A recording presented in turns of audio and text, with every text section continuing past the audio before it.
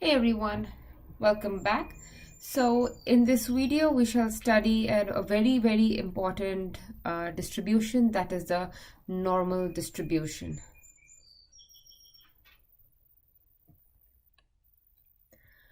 So before we can study the normal distribution, we need to look at the concept of gamma function. So this will help us understand some of the properties of normal distribution later on, right?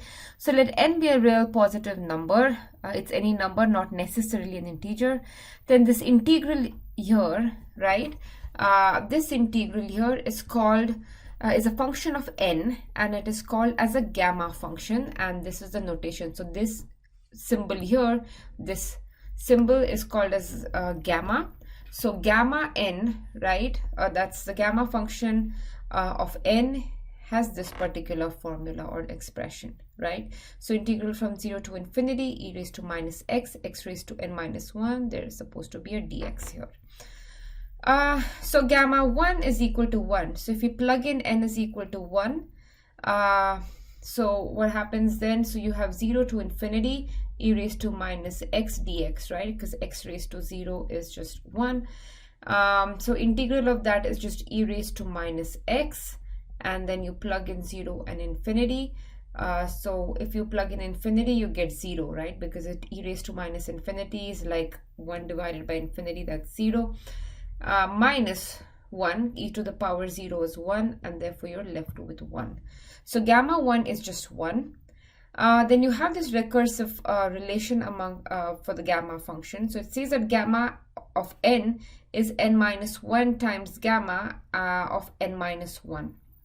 Again, this property is not very hard to show. You can show this mathematically using the integral by parts.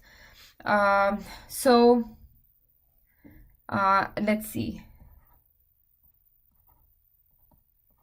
So gamma n is 0 to infinity, e to the power minus x, x raised to n minus 1,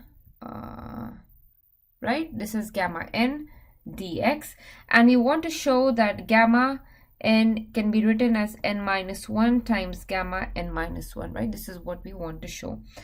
So let's start by evaluating this integral, right? So if you want to evaluate this integral, you need to use integration by parts, and for that u is equal to the algebraic term, that's x raised to n minus 1, then dv is e to the power minus x, so this means du is n minus 1 times x raised to n minus 2, and v is minus e raised to minus x.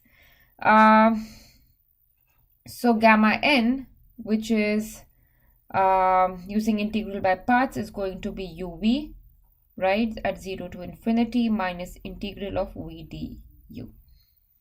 So remember, we're expressing these terms as u dv, right? So u dv is vu minus v du.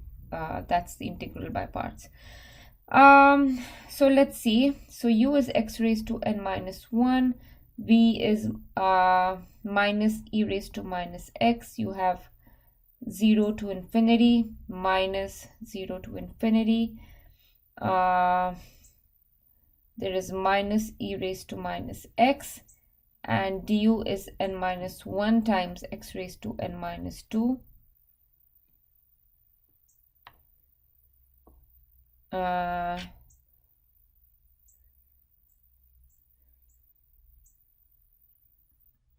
Dx,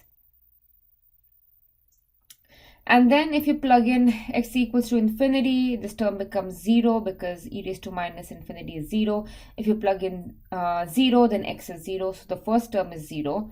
This minus minus becomes plus here. So you are left with 0 to infinity, e to the power minus x. This n minus 1 is a constant, we can pull that out, x raised to n minus 2 dx. But if you note that this is nothing, this integral is just gamma n minus 1.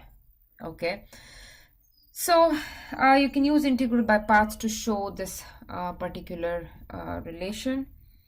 Let me delete the screen here.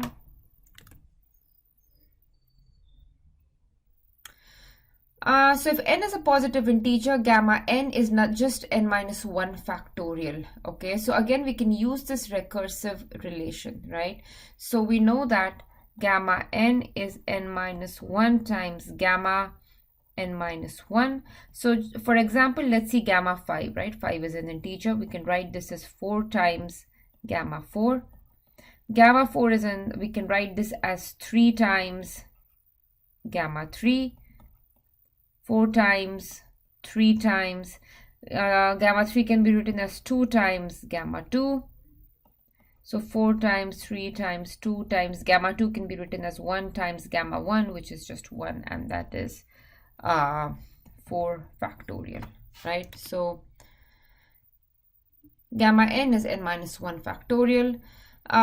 So we can show that gamma at half is just square root of pi. This requires a little bit more work, and we won't do that now, but it's not too hard to show the properties 5, 6, and 7. Okay.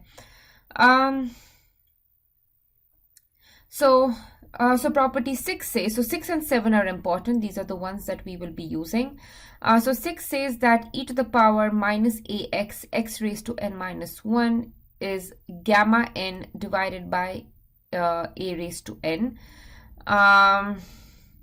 And 0 to infinity e raised to minus ax squared times x raised to b minus 1 has this form. Again, these properties, we can show them mathematically from here, but we are not going to do that in the interest of time. It is a very, very good idea to remember these rules, because a lot of times you'll end up having to deal with integrals that look like this. And in that case, you can just use these results. So these are very, very useful results. So now we move on to the normal distribution. So random variable y has a normal distribution, and this is the notation. N for normal, mu and sigma square. So mu and sigma square are the two parameters of this normal distribution. This mu can be any number on the real line, but the sigma has to be a positive number. Okay. So if the density of y is like this. So y is normal if its density looks like this. 1 upon sigma, right? So this is sigma square, and I have sigma here, so it's important to see how we're writing this down, right? Square root of 2 pi e raised to mu y minus mu square divided by 2 sigma square. This is the density. Very, very important to have this form memorized, or you should be very familiar with this. So let's take a little closer look at what this, how this density looks like, and what role does mu and sigma squared play. All right, so I have a bunch of different graphs here. So maybe we can start with the blue line, this one. So the blue line is the density plot for mu equals to 0 and sigma squared is given by 0.2. So you see that mu is equal to 0, and this graph is centered about 0, right? And sigma squared means this graph is like squished together compared to the others, right? So next, for the red one, mu is 0, but sigma squared is 1. So this is the red one. Okay, again it has got this bell-shaped this bell shape, the same as the blue one. It's still centered around the 0, right, which was mu. However, it's spread wider apart, right? So as we increase the sigma squared, the graph is spread wider and wider. So for the yellow one, again mu is 0, so the peak is at the peak of the graph is at 0 again. So see, the yellow, the red, and the blue are all peaked at 0, and they have this mu as 0, right? And sigma squared is 5, right? So this is much larger than the sigma squared for the previous two ones, and you can see that it's almost flat. So, and finally for the green one, sigma squared is not too large, it's just 0.5, but mu is -2. So this is the shape, and you can see that it's centered around -2. So from here you get an idea that this mu defines the central point, so to say, of the graph, or that's where the peak occurs, right? So the peak occurs at mu, and the sigma squared defines the spread around that peak, right? So for sigma 0.2, it's close together to the mu. For sigma 5, it's spread wide apart, right, away from this center at mu or 0. So normal distribution curves are these bell-shaped curves, and then they have peak around their at around mu, and the sigma controls the spread.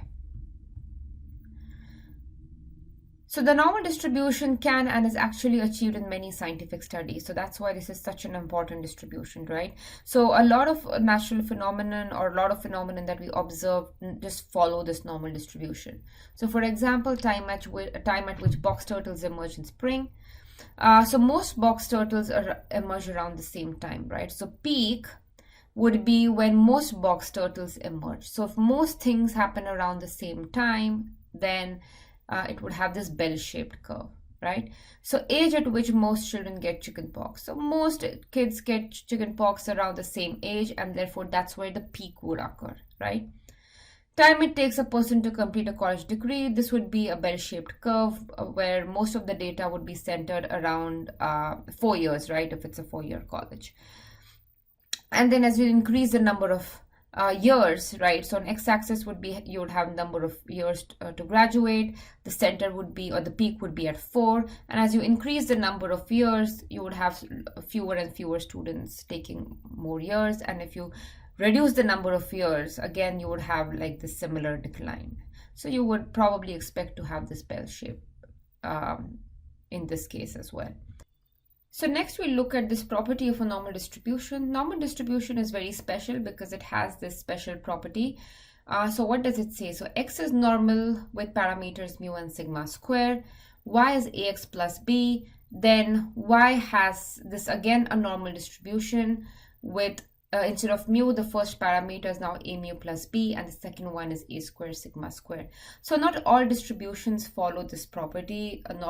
This is something that makes a normal distribution very special. Actually, most distributions that I think of don't follow this property, okay?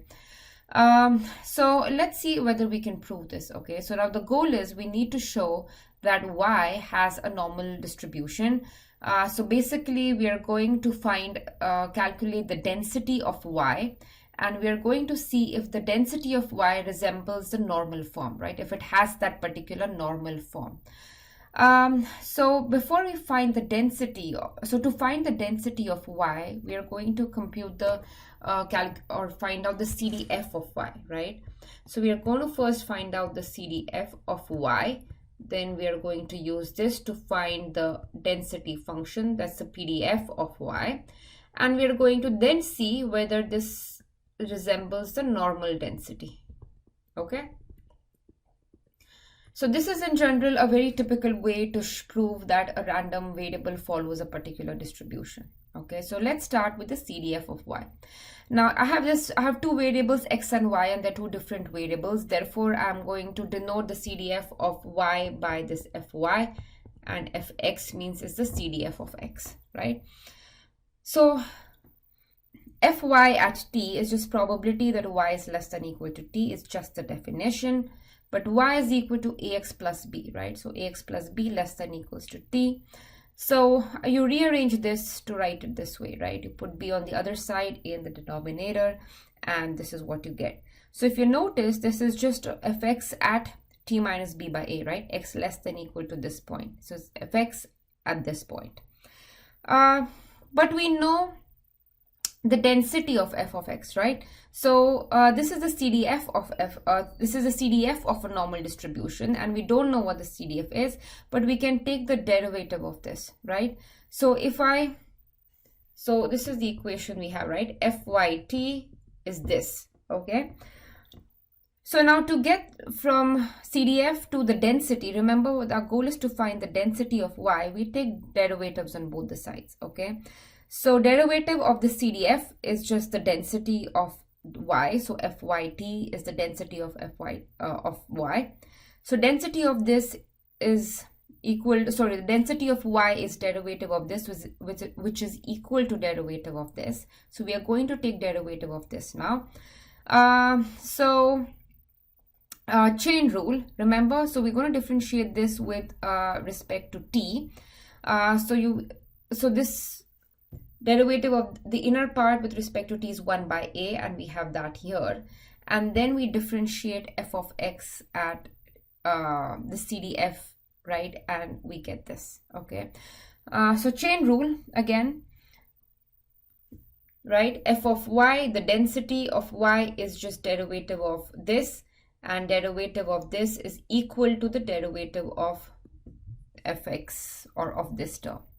And we use the chain rule, and we're differentiating with respect to t. So we differentiate the inner part, you get 1 by a, and then the derivative of the CDF of x is just the density of x. So therefore you have the small x here, and this is the argument. So we know the density of y has this formula, okay? So 1 by a, we have this. Now let's see how to write fx at t minus b by a, right? So remember, so this is why you should know the density formula pretty well. T minus, let's see. So I'm just writing it on my tablet. Fx of t minus b by a, right? So we know that fx at any point z, right, is 1 upon sigma square root of 2 pi e to the power 1 upon 2 sigma square z minus mu square, right? This is just how we write the density of x, right? Because x has normal distribution with parameter mu and sigma square. So we are subtracting the mu here, and the sigma appears in this way. Now let's see how does 1 upon a fx t minus b by a look like, right? Because this is how, this was the density of y. So going back to this, right? Density of y had this form. F of y at t has this form. So maybe I'll write it below. So we have 1 by a. Now 1 upon sigma square root of 2 pi. So the density at the point t minus b by a, right? So instead of z, we have t minus b by a. That's the only change. So it's e raised to, maybe I'll write it in this form, exp minus 1 upon 2 sigma square. Now instead of z, we have t minus b by a minus mu whole square. So we can rewrite it as, we can group a sigma together, 2 pi exponential minus 1 upon 2 sigma square t minus b minus a mu divided by a whole square. So I'm just rearranging terms a little bit. A times sigma square root of 2 pi exponential. I can pull a outside, so that's a sigma whole square. And I have, let's see, t minus a mu plus b, right? I'm just rewriting it. Okay, so now if you see, now this resembles the normal density. So remember, normal density with parameter mu and sigma. So sigma appears here and mu appears here. Now instead of mu and sigma, I have t minus a mu plus b. So therefore this is normal distribution. So instead of mu, we have a mu plus b, and sigma and sigma square appear here. So instead of sigma, I have a sigma and a sigma whole square. So the other parameter, instead of sigma squared, it's a square sigma square. Okay, so you see that it's very important that you understand how this density, what form this density has. Okay,